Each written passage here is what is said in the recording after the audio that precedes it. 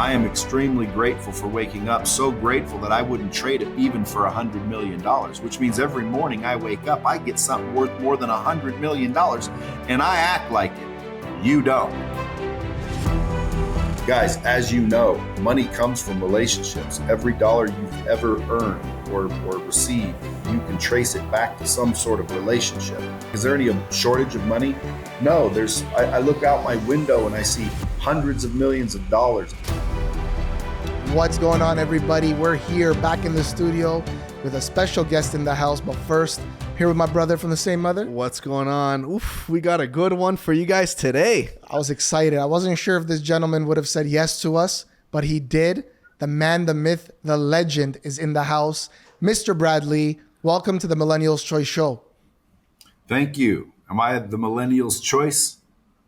Yeah, you know what? You are, because we learned from the OGs. The real millennials, the people that know how to grind and don't make excuses and don't make any, don't have the victim mentality. They know who you are, man. We know who you are. We were fans before we ever thought about getting you on the show. Well, I would say to all the millennials listening to the show, Gen X is the generation you wanted to be, if you wanted to be successful, almost guaranteed. But millennials, they still got some riz, as they say. Yeah. Yeah, I just learned about that through this guy. I'm an older millennial, so this guy, I had no idea. He didn't know what Riz was, Brad. He didn't know what it was. I had to educate him on it, man. It took a pretty long time. Yeah, there's some words out there that you have to understand. I have little girls, so younger set of girls now, but there's one out there where if it tastes good, it's bussin'. Oh yeah. If you did good, it's just like you ate that podcast, bro. Yeah, see, I don't know, man. I like to keep it simple. If you got the riz, you don't need to define it. It just comes off. You know what I mean? Yeah, and I always try to think of, what is it that the word came from? And I think riz is a shorter version of charisma. So when someone says you have the riz, shit. You're big on that. You're big on words, being very purposeful. We were watching a podcast with you and Ryan Pineda, and you guys were talking about faith and spirituality, and you mentioned Christianity and Jesus and the proper name for that, Yeshua. So are you always into that, like specifically with words and being purposeful with the words that you're using? Well, I think, words are very important. If you think about it, words that come out of your mouth determine, reality. You can affect reality with words. You can talk to a plant and it will grow quicker than if you talk negatively to a plant.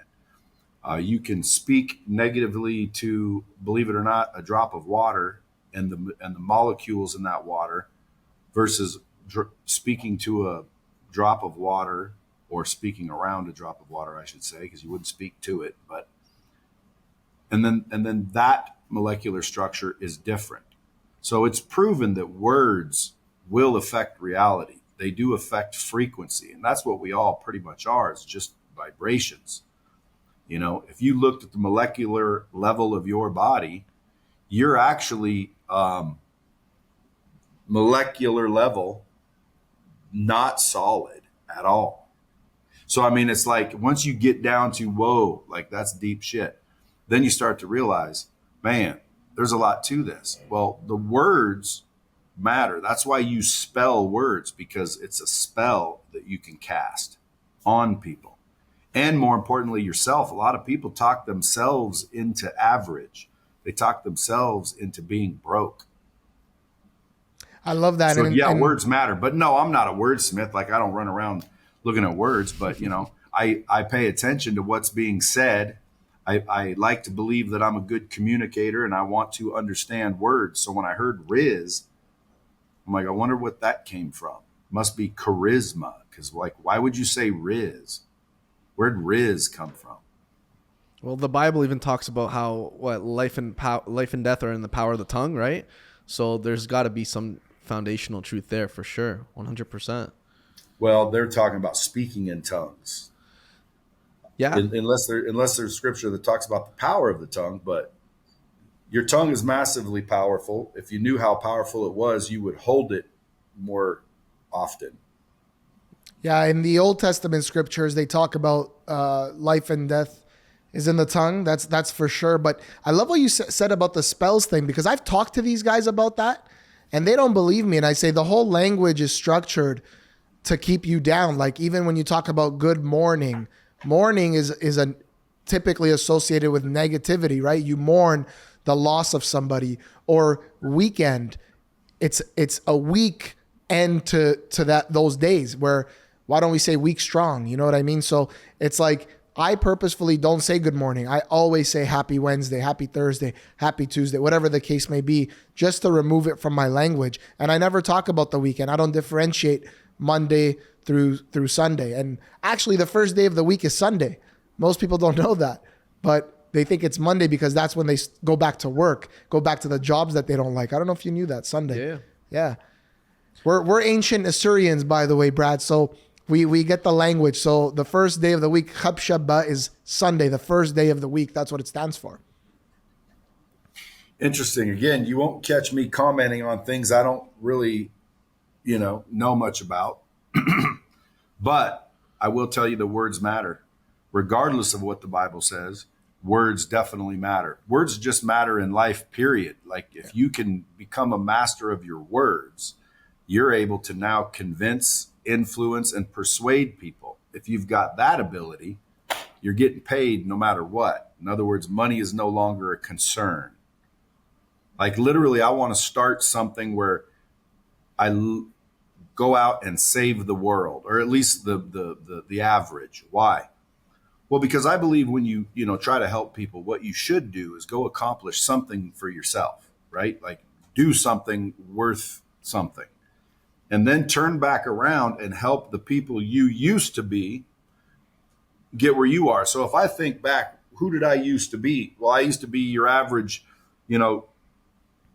broke joke. Ran around thinking I was cool, when in reality, I wasn't cool at all. And quite frankly, there's a lot of people out there that are hardworking people, but they can't seem to figure out how to bust, six figures. They can't seem how to get through even, 200 grand a year. Like in my mind, I can show anyone who's willing to do the work how to make 240 a year. $250,000 minimum. Like that should be your minimum. If I asked you make $250,000 last year, you better say yes. Otherwise, you shouldn't have a podcast. You should be freaking working, bro. Actually, I take it back. You should have a podcast because, believe it or not, podcasts is working. Podcasts allow you a platform.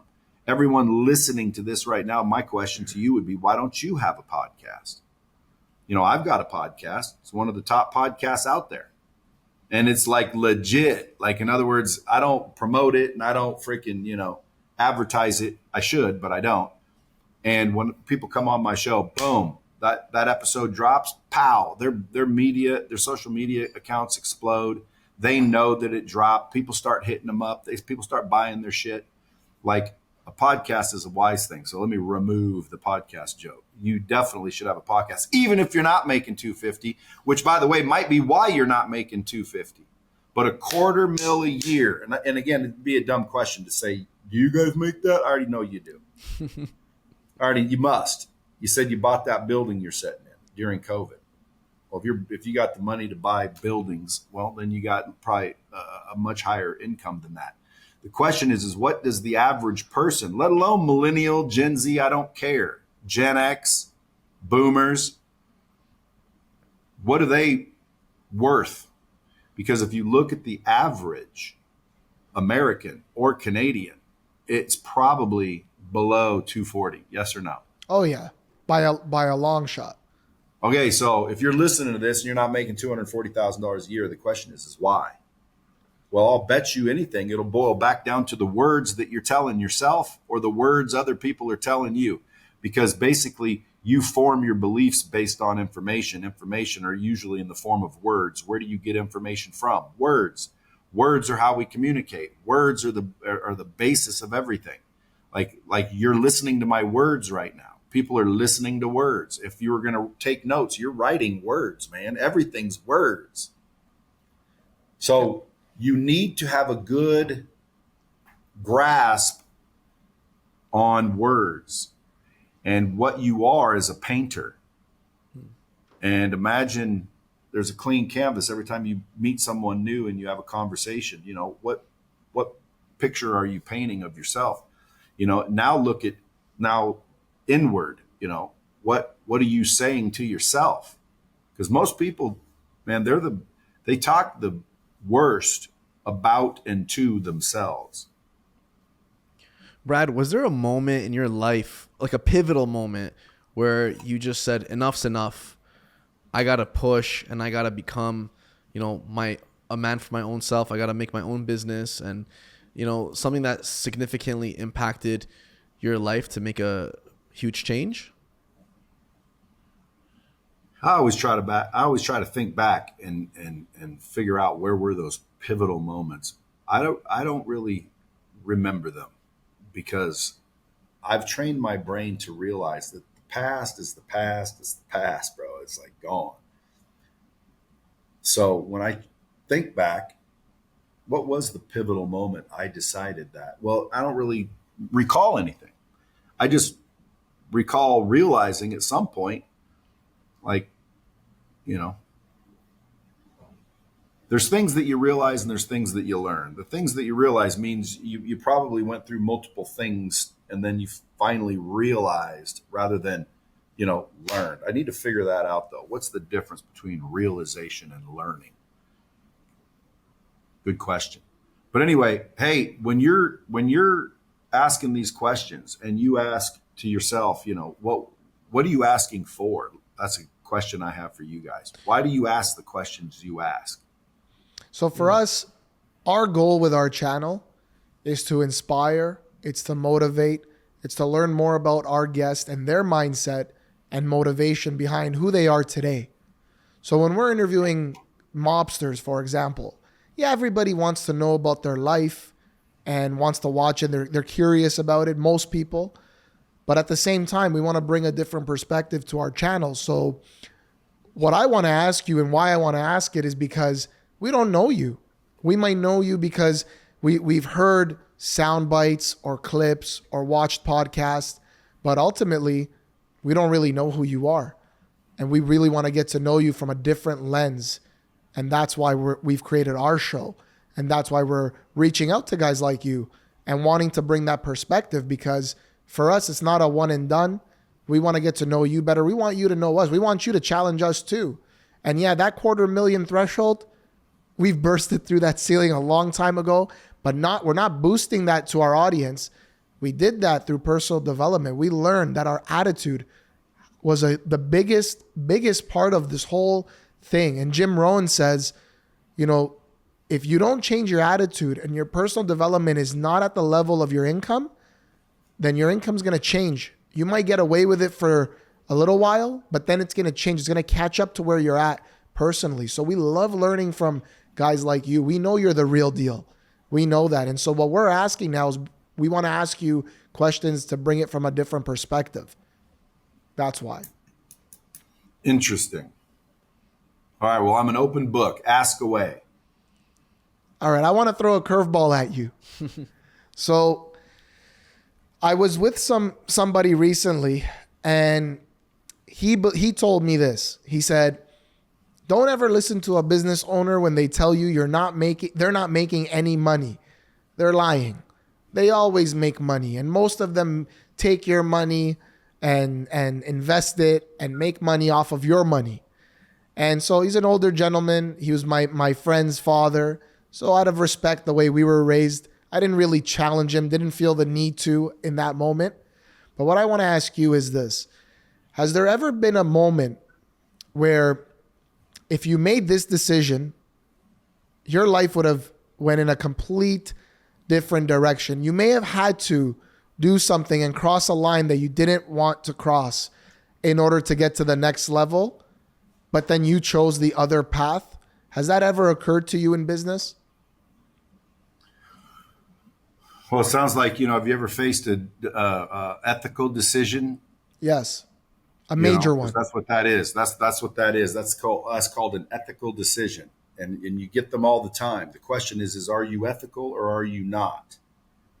And some people would tell you that they're ethical up to a point, meaning depends on the reward, depends on the consequence.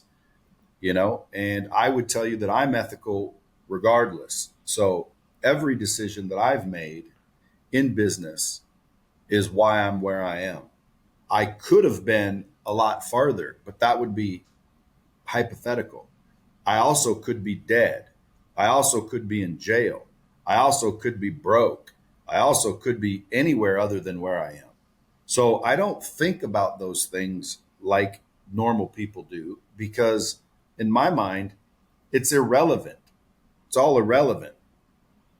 Now, if you're saying, "Hey, give me some good stories where shit happened," man, I can tell you a bunch of stories where shit happened. I wrote a book called "Lessons I Learned the Hard Way," so you don't have to. And basically, those are just a series of these things. Like one time, you know, I chose money over the relationship, which so was the other person, and it ended up. I mean, looking back, it cost me a bunch of money, and I'm like, man, I should have just chose the relationship over the money, and then the money would have taken care of itself. Man, what a fool! And there's a lot of people out there doing that now. You're going to choose the money over relationships, and that money's going to go away eventually, and so will the relationship. So I like to say, if you choose money over friends, soon you'll have neither. So you choose the relationship over money because the relationship is where the money comes from. Guys, as you know, money comes from relationships. Every dollar you've ever earned or received, you can trace it back to some sort of relationship. There was some relationship because of that money, I'm telling you. And from that money, that's the source of money. So when someone says, "Where's all this money?" Like, is there any shortage of money? No, I look out my window and I see hundreds of millions of dollars. I see, you know, restaurants and buildings and gas stations and paved roads and landscaping that cost hundreds of millions of dollars. So there is money everywhere, right? There's no shortage of money. But people will think that there is,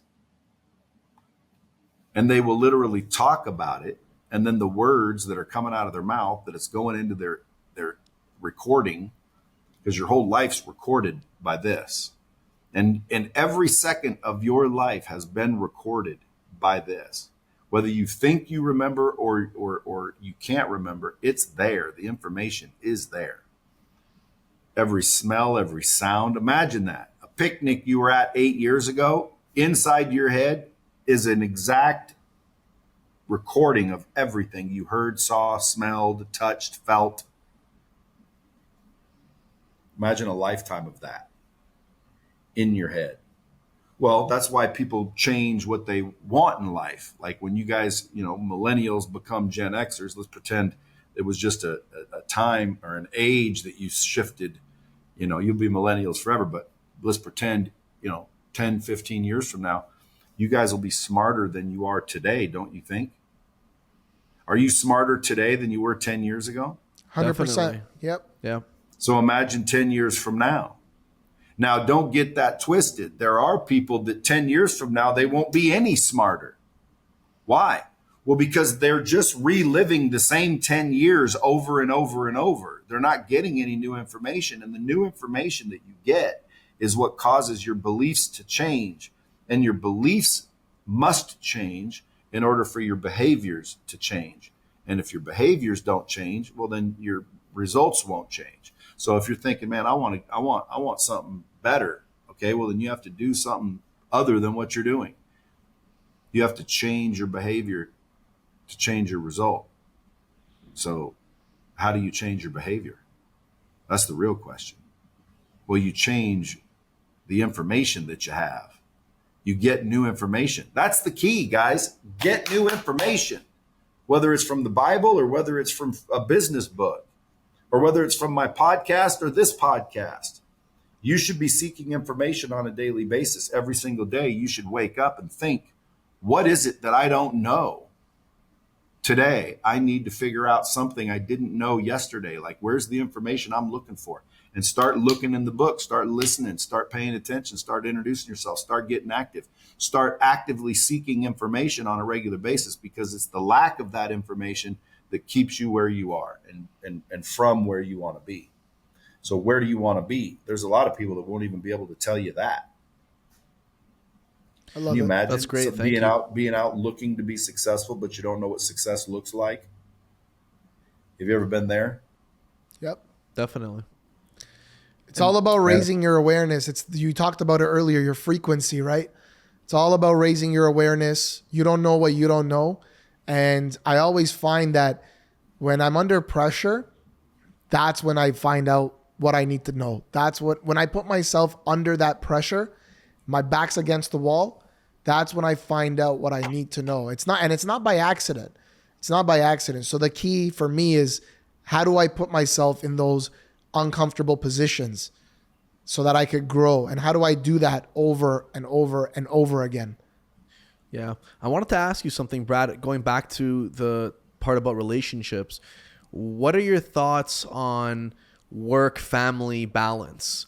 Has that changed over the years for you, or, did you always have it one way? What do you think? Well, again, I mean, nobody truly wants balance. I think they want comfort. And when it comes to work life or work and family, the balance, really, what are you really looking for is the question. And that would be your answer. So, like, I can't tell you that you work too much. Maybe you don't work enough. I can't tell you that you don't spend enough time with your family. Maybe you spend too much time with your family. Maybe any more time, your family would be worse off. Why? Because you're a negative piece of shit, and all the time you spend with them, you're turning them against each other, and you're turning them into losers, man. Like, you're spending way too much time. I only see them 20 minutes a day, dude. Too much. You're ruining them. See, again, there's always a data that you don't get when someone's asking for advice like this. So I like to figure out, the details before I give advice to specific people. But in general, it's all priority. What do you prioritize? But here's what I would say to people, especially if they're working too much and they kind of feel like they're working too much and they're ignoring their kids and they're using the fact that they need to get rich so they can properly help their kids in the future. Like, I've heard that a million times. And that's what I would always say is, they're 4 years old. They don't need me to be around as much right now. I want to be around when they're 16 and need a car, and I want to be able to get them one. And I want to be around when they're 20 and, I'm their best friend and freaking, we go on vacations together and shit. Like, I'd rather be absent when they're young and shitting in their pants and reappear wealthy or as an asset to them when I'm older. That was my rationalization. But looking back, do I regret it? No, I don't necessarily regret it, because I don't know necessarily what I missed, but I could have spent more time with my kids. Well, if I would have, and right now I'd be a drunk at a casino. How do you know? You see, this is the point, guys. Quit worrying about all the what ifs, because it is what it is, and it always will be what it is. The question is what is it?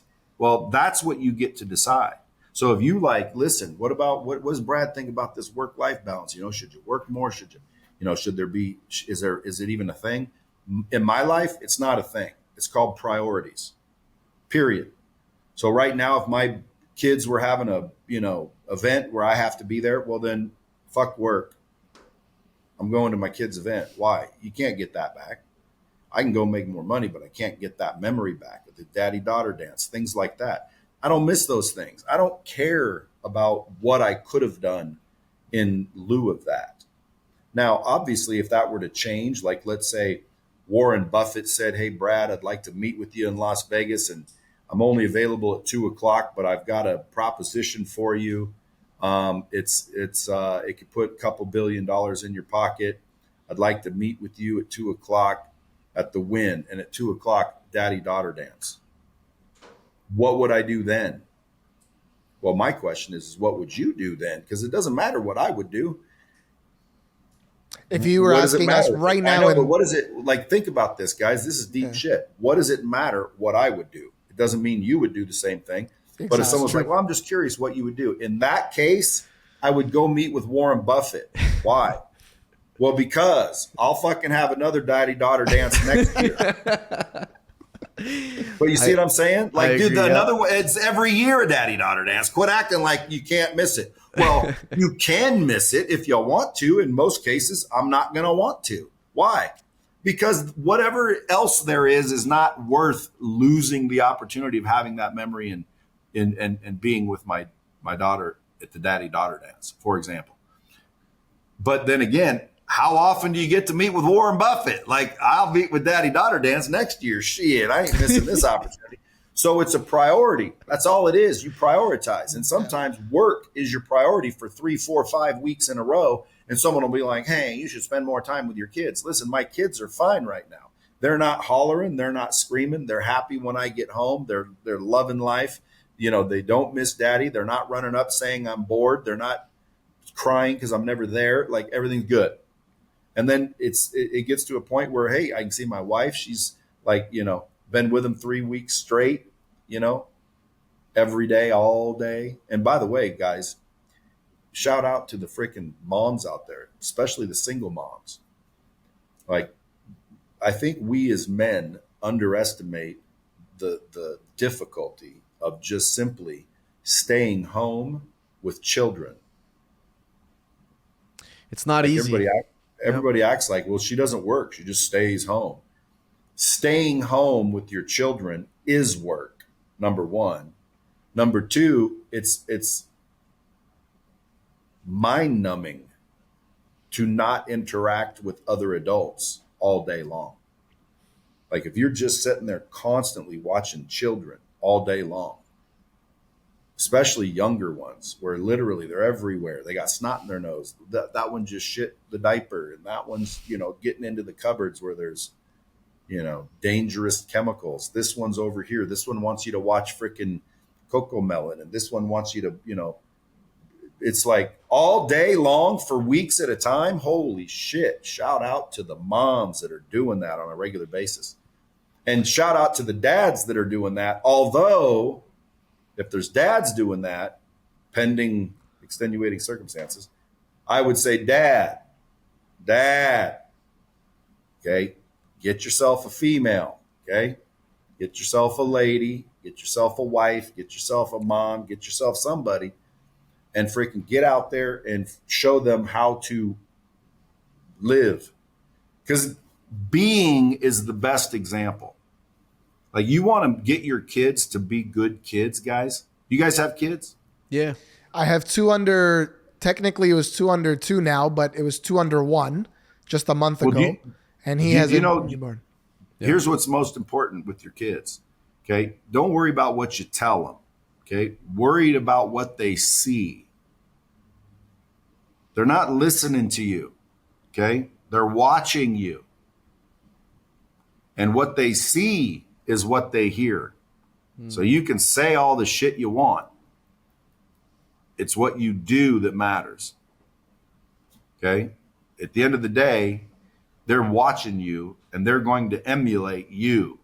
So if you want, for example, daughters to grow up and not be, you know, dependent on men, well, then you would show them that they don't, that in other words, then you would not give them everything.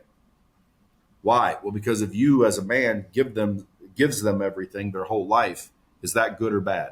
Again, based on results and data and examples in the world. Well, everyone will tell you, well, that's not good. You don't want to sit there and turn your kid into a spoiled brat that has no ability to survive on their own. You would be actually harming your child by doing that. Yes or no? So for me, just to challenge that, my son, yeah, he's going to get pushed and shoved and challenged. I want to spoil my daughter so much and let her know that as soon as you find a man, it's over for you here. So you better pick a man that's going to take care of you and give you the lifestyle that you're used to. That's my school. That's my school of thought with my girl. My wife doesn't like it so much. My wife thinks I'm going to give my son a Big Mac and give her a AAA steak. That's not what I'm saying, but more so, I'm just a little bit old school in the sense of I do believe that a woman's role where she's happiest is being a mom, is being a wife, a good mom, Yeah, a but good wife. you're also Assyrian, so maybe that's a cultural thing. That probably plays a role too. Yeah, guys, I mean, guys, at the end of the day, you don't want to treat your female daughter differently than you do your male daughter in that particular case. Why? Well, because if you're, and I understand where you're coming from, but the problem is now what happens is your daughter grows up.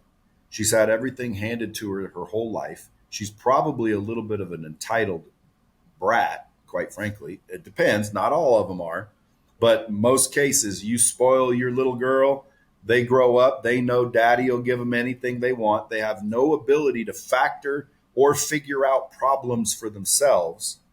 And then if anything should happen to you, they're screwed. Or they have to find a guy. And unfortunately, there's some guys that have money that could provide, but they're also, not the ones for my daughter, meaning, they're not going to appreciate them. They're going to now, imagine if your daughter was with a guy who sat there and complained every day because she wanted to buy things.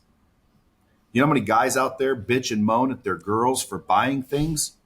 It's like, dude, that's your girl. Why are you pissed that she's buying things? Well, it's my money. Dude, you got the wrong attitude, bro. You should be trying to figure out why you don't have more money. You should be trying to figure out why she can spend money and it affects you. Okay. That to me, that is the problem. The problem isn't my wife spending money. The problem is I'm not making enough. And I need to figure that out and not sit there and be negative and rude and bitch and complain to her all day long. Now, again, this is in general, because there could be wives out there that are literally outspending the income. And I had a viral video one time because I said, if your wife's outspending you, then you probably need to make more, which is true. But it's if you have a good woman's not going to outspend your income, bro.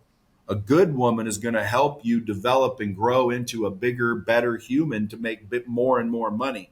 A good woman is going to understand, hey, he only makes $5,000 a month. I can't necessarily spend all this and still expect to live and pay bills. So a good woman wouldn't outspend your income. See, people didn't realize that. All these wives are saying, yeah, see, he doesn't complain when his wife spends money. I would complain if my wife spent money beyond the capacity that she should be spending.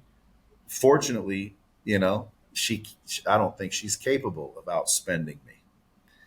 And that's the goal. And that's what men should be thinking about. Like, how do I get to a position where I go home, my wife says, hey, I bought a new bag that was $12,000, and you go, oh, that's cute, honey. What's for dinner? You're not like, how much was it? What are you doing? We're trying to save and get ahead. I thought you were on my team. What are you doing? All you're doing is sitting home all day doing nothing.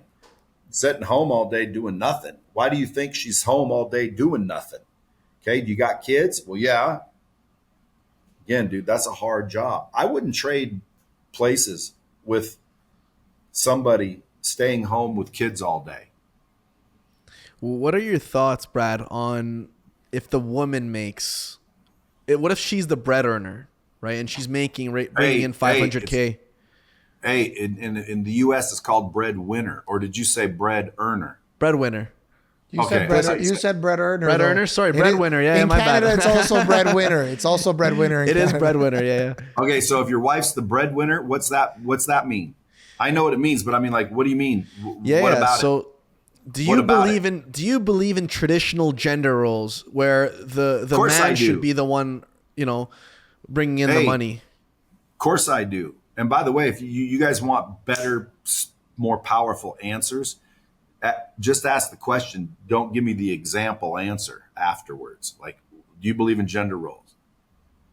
Bam. Or do you believe in gender roles for like this, because then my mind goes 100 different places.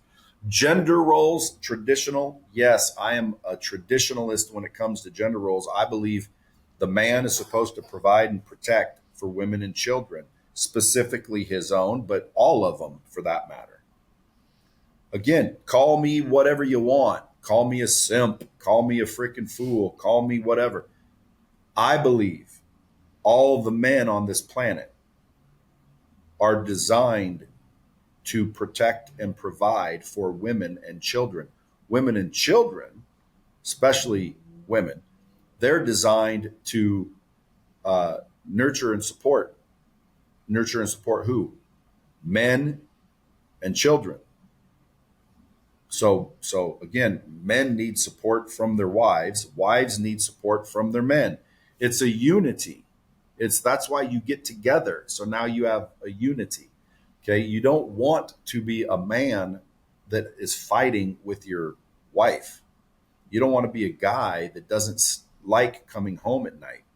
You want to be a guy that loves his wife, don't you? Yes. But Definitely. yet ask a million people and they'll be in relationships that they sit there and complain to their friends about. Like, what are you complaining about, you idiot? Like, if it's such a nasty problem, either fix it. Okay. I would say fix it, number one. If you don't want to fix it and you don't want to leave it, well, then just shut the fuck up. Why are you telling somebody something negative about your wife? Why would that be good in any scenario? Or wives, why are you talking shit about your husband to your friends? Why do people do that? And by the way, you guys realize people do that, correct? Yeah. There's people listening to this podcast right now going, yeah, that's what I do. Yeah, well, the question is why? Why are you talking shit? Like, if you were smarter, and that's what it means, you need to be smarter. Just like when you go home and tell your parents of your newlyweds problems, let's say 2 weeks into it, your wife isn't cooking, and then your mom says, how's it going? And you're like, Mom, she doesn't cook, and we need to come over and eat. Like, it's a problem. Even though you're just saying shit, you're literally tearing down your wife in your mom's mind. Now, again, don't need to be a rocket scientist. Is that good for your relationship or is that bad? Bad. It's definitely bad. Yeah. So why do people do it? Why do people continue to screw up their own relationships? Why do people continue to screw up their own lives? Stop themselves, limit themselves, put themselves down, overeat, under-exercise, under-earn, over-blame, over-shame, over-guilt. Why do people do it? I think personally it boils down to personal accountability in all those areas. I think people have a hard time really looking themselves in the mirror and saying, I'm the problem. I'm the problem, and I could only focus on myself. Well, again, there you go. That is what it boils down to. And see, it surprises me that you guys are making more than $250 a year. I mean, it doesn't surprise me. What? Why? Because it doesn't surprise Say me. it doesn't. Because, it doesn't. It doesn't surprise. yeah, but because again, you guys know the answers before I'm giving them. Why? Well, because, dude, anybody that's successful realizes these things. And if you go listen to and look at what the successful are saying, eventually you'll be saying, they're all kind of saying the same shit. No shit. That's the big clue that you found. Everybody says the same thing. Well, the question shouldn't have been, what is everybody saying? Yes. It's, what are you doing? Because I can listen to everybody in the world doesn't mean anything. Okay. What matters is what I do. And what I do is going to be based on what I hear and what I think and how I behave, which are controlled exclusively by my beliefs. And my beliefs are literally just things that I've agreed to. They're just things that I decided to agree with. And what's crazy about it is they don't even have to be true. Your beliefs can be false. In other words, you can have beliefs in something that isn't true. You guys understand that that's possible to believe in Yes. something that isn't true? You could totally be wholeheartedly Yes. wrong. Yes. Can you believe in something that isn't true? Yes. Okay, so literally your operating system is your beliefs. So if somebody's picking up what I'm laying down, they're like, damn, dude, that makes it pretty easy to understand. The reason we're getting what we're getting is because we're doing what we're doing. The reason we're doing what we're doing is because we believe what we believe. Even if it isn't true, then the next question would be, well, what do I believe? Well, now you start to ask yourself questions like that. And you start to do what? You start to figure out who you are and what you believe and what you think. And then what you do is you seek new information on a regular basis to challenge that and test that. And eventually your beliefs change. Yep. And when your beliefs start to change, well, then so does your actions and your behaviors and then your results. So I would tell people that are listening to this right now, if you're not happy with where you are, I can show anybody exactly how to get what they want in life. Number one, figure out what it is. Most people do not take the time to even figure out what success looks like specifically. They say, oh, I want to be rich. What does rich mean? What is rich? You can't just say, I want to be rich. Okay. What does rich mean? What is rich? How much is it? You can't get specific, then you haven't thought about it enough. You haven't dialed it in enough. So the first step in getting what you want is figuring out exactly what it is. Okay. Then number two, you figure out how to get it. Now, some people would say, well, that's the hard part. That's the easy part. You figure out how to get it by simply finding people who've already got it. You just find people who's already done it. They've already been there. And you go, hey, what did they do? Because whatever they did worked for them. What's the likelihood that it'll work for you? What do you think the likelihood is? It's pretty likely. I think it's highly likely because success leaves clues. And not only that, but like action causes like result. Okay. Yeah. Like action causes like result. So it's like, step two, find someone who's already done what you're trying to do. Then step three, and this is the most important step. This is the step where most people fail. Do the work. Most people aren't willing to do the work. I've talked to people before where they say, what do I do, Brad? What do I do? I say, listen, you need to get a freaking coach or a mentor that has already been there and done it, and they'll tell you what to do. You just pay them, and they'll tell you what to do. They call me back. Yeah, I hired this guy. I gave him $12,000. I said, yeah, what's the problem? Did he do what you wanted to do? Yeah, he does it all the time. Okay, good. So what's the problem?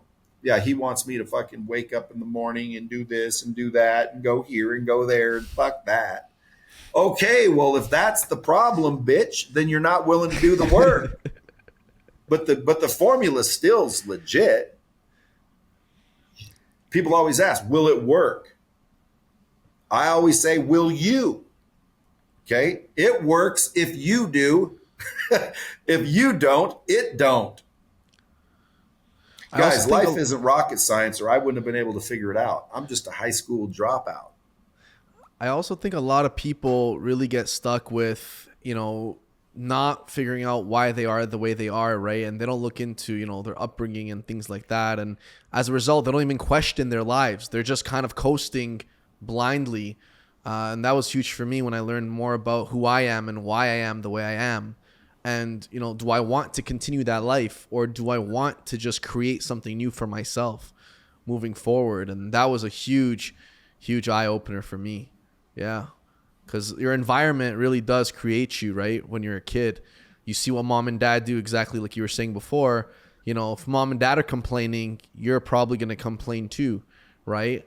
And just look at it through a negative lens. So we've had conversations like that so many times, like with our own dad. He's just super negative. Any good news you give him, he'll always look at the negative side of it. It's the craziest thing.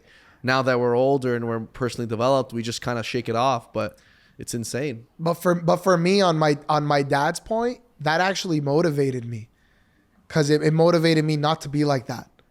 So it actually brought us closer together, because every time he'd spit something negative, like for me, the easiest way to get rid of a negative thought is just replace it with a positive one. So as soon as he'd spit something negative at me, I'd give him something positive. So, and then he'd actually benefit from it. He benefits from it today. Well, the important thing is to, watch what goes in your brain. So you can come up with all kinds of little hacks to keep yourself grounded or centered, or to remember that, negativity is not what you need to be, because that'll change your frequency. And when your frequency changes, you start to attract like frequency. So that's why people wake up in the morning with doubt, worry, and fear. They got rent due. They're not quite sure what's going on. Biden's screwing up, and there's war, and what am I going to do? Well, their vibration now becomes that, and that's what they start to attract. So how do you flip it and stay positive? Well, again, there's a lot of ways to do it. Number one, think about like gossip or talking negative about anyone or anything. Pretend you do it. I know everybody's an angel and you don't talk negative. It's all these other people that talk negative, right? So we don't actually do it. We're perfect. Everybody else is the ones that are talking negative. And obviously I'm being facetious, which means, yeah, we all talk negative at times. But think about it like this, and it'll curb how much shit you talk, because it's really talking shit, isn't it? Yes. Yeah. Okay, so if it's talking shit, now again, just use the logic and follow along. If you open your mouth and shit comes out, what's the likelihood that you now have shit in your mouth? Highly likely. Yeah. Okay, so here's my question. You want shit in your mouth? No. Definitely not. No. Then quit talking shit. Exactly. See how easy that is? But yet people continue to talk shit. Why? Because they're not connecting the two.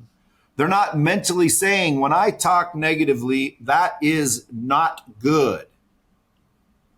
Okay, well, can you connect shit in your mouth as not being good? Yeah. Okay, well, then every time you talk negative, connect it with there's shit in your mouth, bro. Ugh, stop talking shit, bro. Yeah. So whatever you got to do to make the connection.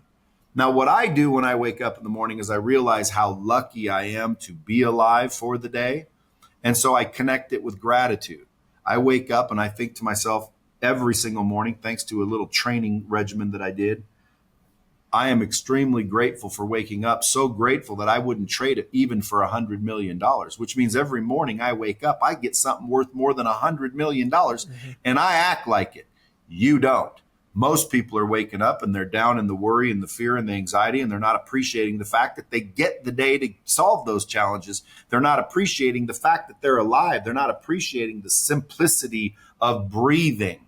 Okay, so at the end of the day, man, they're not being grateful. So I tell people, practice gratitude. Gratitude is like magic. You literally become grateful for the littlest of things, and they begin to multiply. And it's like when you buy a kid or a wife or a husband or somebody, you buy somebody you love something really expensive and meaningful to you to give to them. And when they see it, they barely acknowledge it. And they're almost like ungrateful that you got it and you went through hell to get it. How does that make you feel? Like you instantly want to take it back from them. You instantly want to say, screw you. Okay. You don't deserve this. Well, imagine if that's what we're doing every time we wake up and God's like, there you go, brother. You get another day to experience life. Yes, it's going to have some challenges. Why? You ask for strength, man. How do you get strong? I got to freaking challenge you. Okay. I got to forge you. I got to get you ready. Okay. You have to be burnt in the fire. Why? Well, fire is usually created to burn off impurities. Okay. Like that. Why do you think they melt down gold? To get it as You pure know why as they possible. melt down gold? Yep. To get rid of all the other shit. Yep. The impurities. Okay. So you got to think correctly. So at the end of the day, man, when you buy a kid something they don't appreciate it, you want to take it back. act like that's happening every time you wake up and you don't appreciate it. So just start tricking your mind into being extremely grateful when you wake up just for being able to get the day. And you start to shift your perspective and base it in gratitude. And now, even though you still have rent to pay, now you get to figure out how to pay rent. Just like if I walked in right there to the room you guys are in and I had two Smith & Wesson 357 Magnums, hollow points. I put them both to your forehead, and you guys know that this is your last second. And you were begging me, don't do it. I want to see my wife. I want to see my kids. I want to tell everybody, I love them. Just whatever you do, don't pull that trigger. Imagine that. And see, when I tell people, imagine that, you're not really imagining that. Imagine that. You'd be literally scared. You can't imagine it. Your adrenaline, you're like, your gut is in your ass. Like you're scared shitless when you really think you're going to die. Now, if that person in that situation said, I got to kill you because you have rent coming up, what would you think about your problem that you can't pay rent anymore? It wouldn't even come to mind.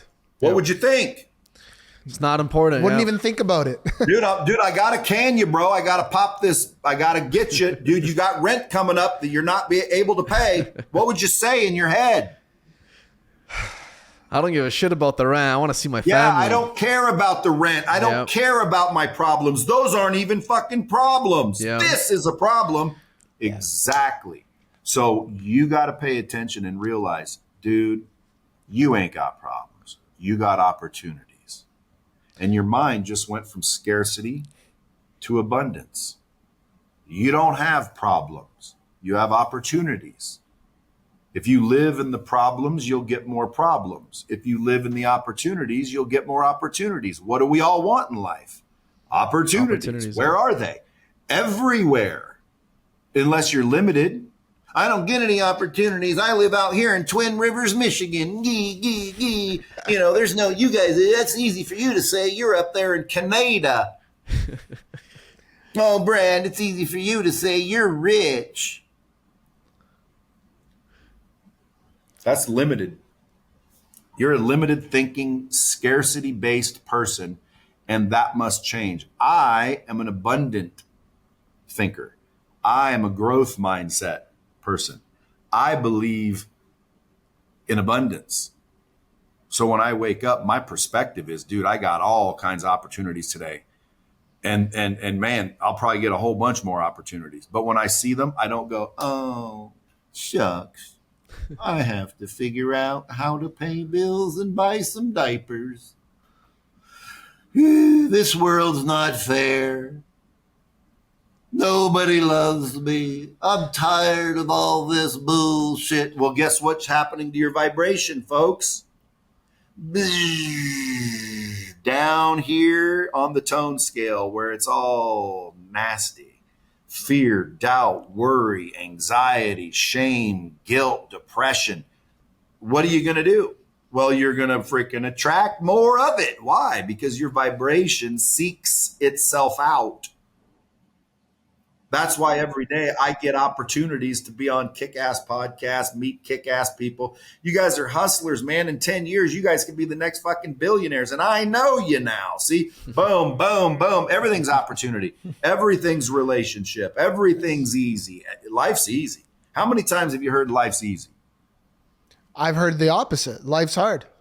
Okay. Yeah. See, what the fuck are you doing to yourself? Exactly. Yeah. Life's easy. Oh, easy for you to say. That's limited. Well, come on, Brad. Now you're talking. Listen, guys, I'm just telling you what works for me. I wake up with gratitude. And yes, it is easier when you're Brad Lea. Ha! Waking up with gratitude for me is somewhat of an easy thing to do. Why? Because I wake up and I'm me. Well, how did I become me? I did the work. I realized, dude, listen, that's your mind, bro. Happiness is a choice. You don't find that shit. You choose that shit. I agree. How many people hate going to the gym, but they do it anyway? Yeah. That's You a have choice, bro. That's a choice. That's why you're not some big fat person. Okay. And again, just because you don't have a six pack doesn't mean you're fat, but I'm talking about the big round people. Okay, folks, when you look in the mirror and you're round, okay, that's too fat. Too fat for what? Too fat for health, man. I'm not talking about what other people think of you. Who cares about that? That's superficial shit, man. Get your health in order. Get it to where you can run up some stairs and protect your family if shit goes down. Like, being able to freaking walk around Disneyland with your kids all day without needing one of those stupid ass rental things, which don't even go very fast, because I rented one once, and man, if they were faster, I'd rent one every time I went. What I think Disneyland should do if they want to make millions of dollars is get a train of recliners. And it's just a big train with recliners, and it's pulled by like Mickey or something. And dads at Disneyland can just sit in the recliner and get pulled around the park and wave at their kids once in a while and drink beer. That's a genius idea, Brad. Hey, I know. Dude, listen, I I know. would go to Disneyland every weekend if I could just sit in a recliner and Have a beer. chill and be good. And once in a while, hey, I see my kids, I jump off. The next one will be along. I'll jump back on when they're ready to go stand in lines again. Because Disneyland, for example, everybody says that is what? The what place on earth? The happiest place on earth. Yeah. See what they got us believing? Disneyland is the happiest place on earth. It's a load of horse shit. That's the dumbest shit I've ever heard. Okay. That is the best marketing freaking job on the planet, that Disneyland's the happiest place on earth. They'll charge you $21 for a corn dog and $9 for a soda. Like, you literally get a Coke and a corn dog, and they're like $49. It's like $49. Why are you doing this to me? But Brad, people are paying it. That's Because what I'm in the pisses middle me of the off. park and I got no choices. Because I'm going to be here all day in 2-hour lines. So you're going to reward me with freaking literally robbing me? It's the happiest place on earth. Go home, get the rest of your kids. Come on back. But people Stupid. still go. That's what kills me. But yet we do it, don't we? Yeah. Why? Why do we do it? Because it makes our kids happy. Stupidity, folks, is rampant. You just need to stop the stupidity from being in your lives. If you just think, man, what can I do, Brad, and keep it simple? Just cut out the stupid shit. And if you're like, well, what's stupid? You'll know. We have intuition as to what's stupid. Okay, waking up in the morning and having a donut. That's the first thing in your mouth, is a nice sugared bomb.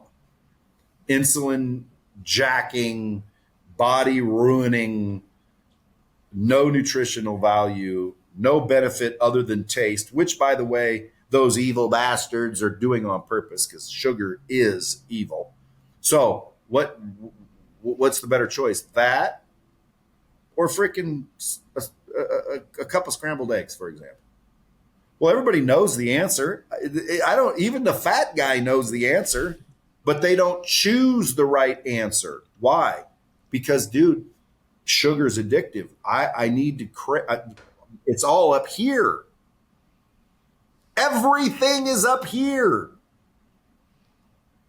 The mindset is the foundation to everything. Your mindset is what matters. Once you get your mindset right, everything becomes easier. Everything becomes hopeful, optimistic, possible, exciting, enthusiasm, all the shit that's up here on the tone scale. So you want to stay up there all day long. How do you start the day? By bringing it up immediately. You open your eyes, be so grateful you get another day. Oh my God, this is unbelievable. And you act like you just got a $10 million check. Like, think about how you'd really feel if I handed you $10 million.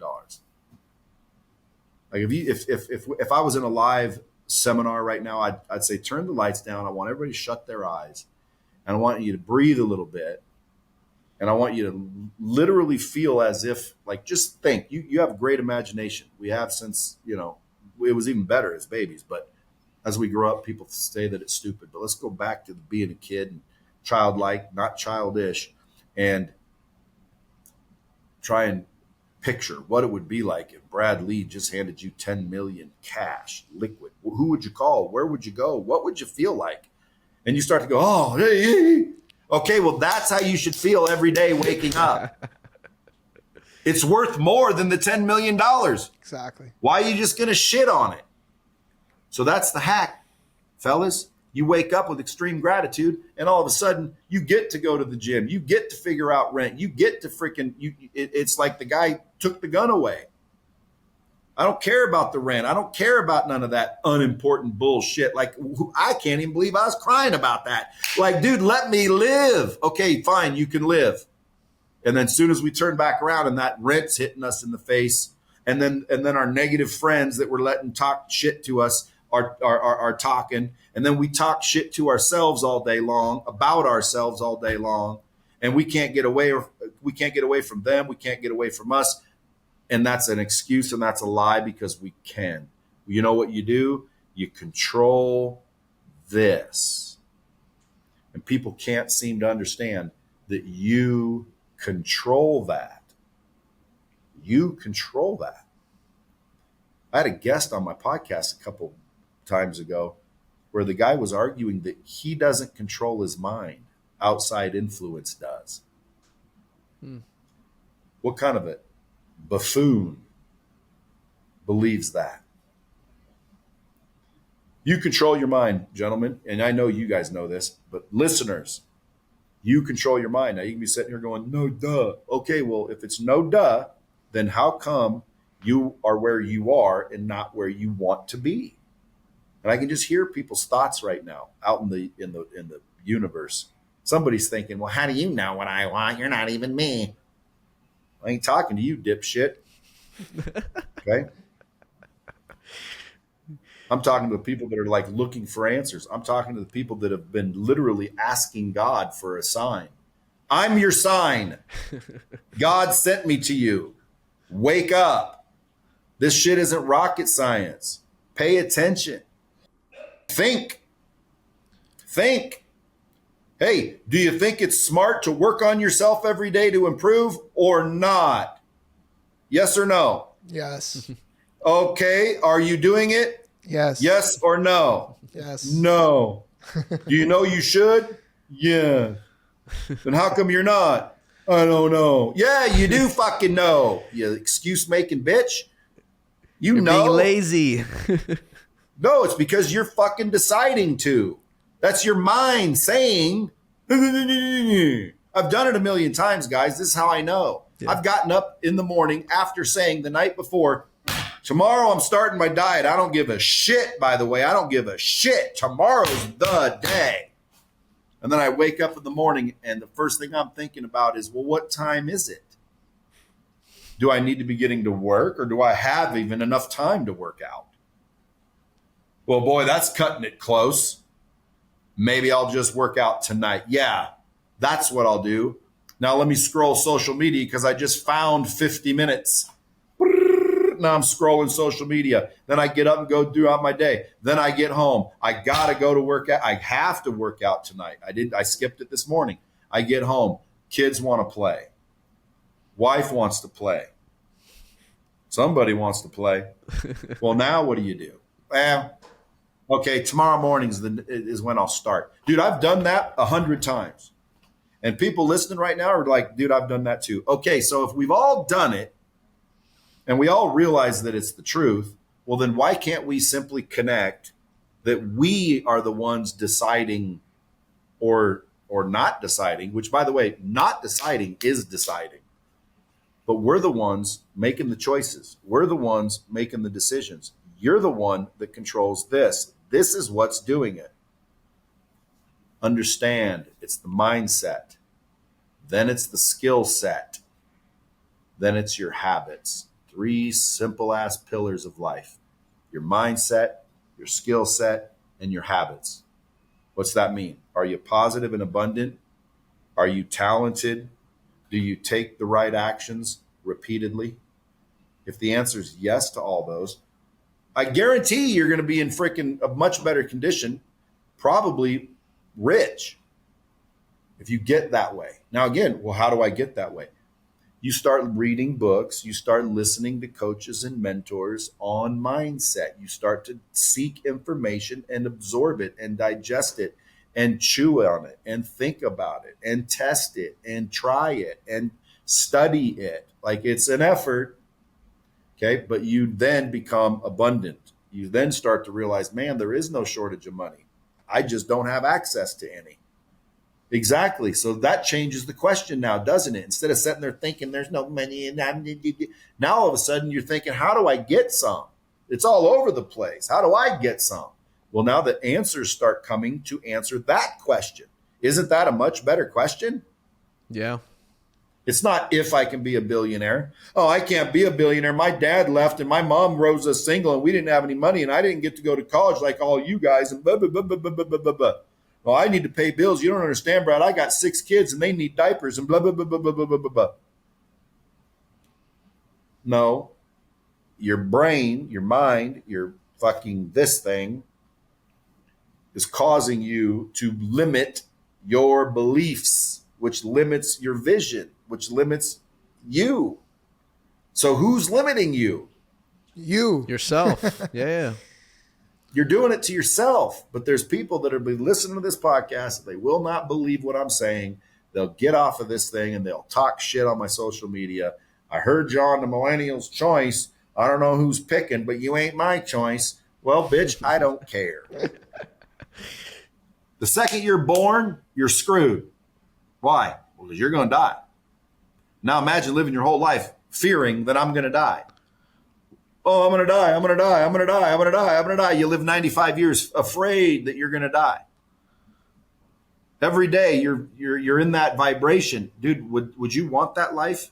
No. 92 years of fear? No, nobody would want that life. Right? So instead of fearing that you're going to die for 92 years, which again, it's still real. That's the truth. We're fucked. We're screwed. But it's a freeing thought, though. It's a freeing thought, right? But we're going to die, man. You can't get more screwed than dying. Okay? We're screwed. Now that you realize, okay, he's right. We're screwed. We're dying. The question is, between now and then, how much can you fit in? How much can you enjoy this thing called life? How much can you enjoy these things called people? Who do you know? Where do you go? Who do you hang with? You choose all that. So if you're living in a freaking shitty house with a shitty kid and a shitty wife and a shitty job, you're choosing all that shittiness. Stop choosing it. Start choosing what you want. And yes, it is possible. And if you don't believe that, well, then start with your mindset. Folks, if you haven't paid attention this whole episode, rewind, play it again, download it, listen to it at the gym. Okay, let your wife listen to it, let your friends listen to it, share it with everybody you come across, because the secrets of the universe were just discussed. I love that. That's a perfect way to close. Brad Lea, that was freaking awesome, man. We appreciate you. I said it at the very top, the man, the myth, the legend. Like I said, we were big fans before we even reached out to you. We appreciate you doing this for us. We'll return the favor and give it back to somebody as well. And ladies and gentlemen, subscribe if you haven't already done so. Until next time, we're out. We're out. Peace.